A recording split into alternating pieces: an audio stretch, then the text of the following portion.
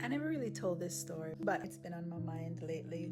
Back in August 2025, I was going through one of the hardest periods of my life. I remember one day at work feeling like my heart had stopped. It scared me so much that I went to the urgent care. They checked everything and the doctor asked, "Have you been stressed lately?" I remember just sitting there thinking, yup. I was also seeing a therapist at the time. She recommended that I took some time off from work, so I took FMLA. And if you know me, you know whenever life gets hard, there is one place I always want to go, and that's home, Jamaica. There is just something about being home that grounds me.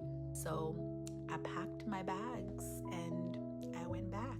While I was there, I started visiting some of the places I grew up, the houses, the communities, the places that shaped me. And standing there looking at some of those homes, memories just started flooding. I started remembering what it was like growing up, the struggles, the uncertainty, the times when we were displaced, the times when my family had to figure things out with very little. And I remember looking around and thinking, wow, I've actually come a long way. For the first time in a while, I felt proud of myself. Not because of a title, not because of a job, not because of money, just because I survived a lot more than I give myself credit for. During my time in Jamaica, I spent time with my family. We laughed, we played games, we took our first family vacation together. We made so many memories. And honestly, it was one of the most peaceful times I've had in a long time. Then Hurricane Melissa happened. I came back to the United States, but mentally, I never left Jamaica. I couldn't stop thinking about the people back home. I couldn't stop thinking about the damages.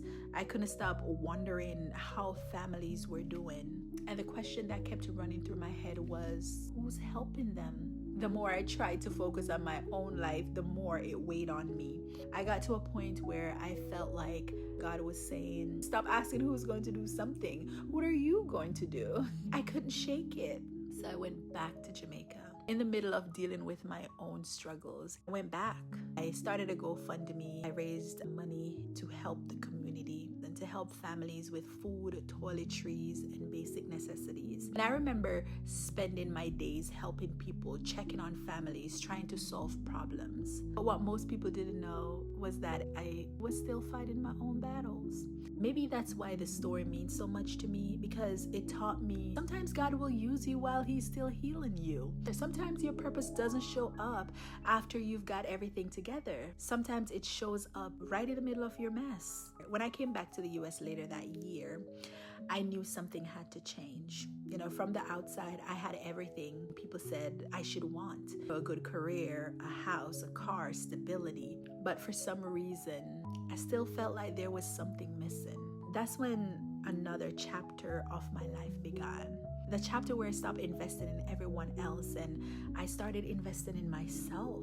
The chapter where I started choosing purpose instead of comfort. Has it been easy? Absolutely not. But one thing I know for sure, God has proven that He will never leave or forsake me. When I look back at everything that happened, I can see His hand in places I couldn't see it at the time. If you've been struggling, if you're in a season where life feels heavy, if you're trying to figure out what's next, just know that sometimes your darkest season is preparing you for your next chapter. And honestly, I'm excited to see what mine looks like.